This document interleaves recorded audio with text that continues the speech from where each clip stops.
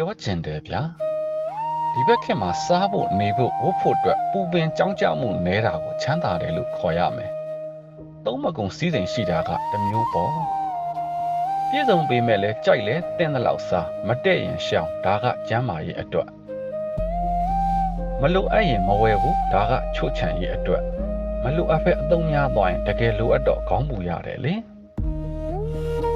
ကျမ်းမာရေးနဲ့ချို့ချံရေးဒီနှစ်ခုကိုအကျင့်လေးလောက်ထားရင်ဘဝမှာချမ်းချမ်းသာသာအသက်ရှိရှိ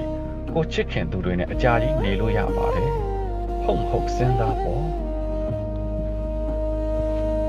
ပြီးတော့လူလုံးအန်ရဲ့နဲခြင်းရင်မသက်ဖြတ်မနှိမ့်ဆက်နဲ့လူချစ်ခင်များခြင်းရင်မခိုးနဲ့အပိအကန်းရရောပါအချွေရန်ဆိုတာချွေမရန်တာပါ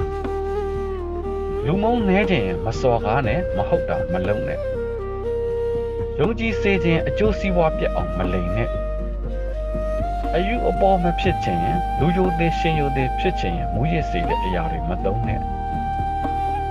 မမြင်ရတဲ့အန္တရာယ်တွေကင်းခြင်းရင်တော့ဖရာတရားအလုပ်ကိုဆွဲဆွဲမြဲမြဲလုပ်ပေါ့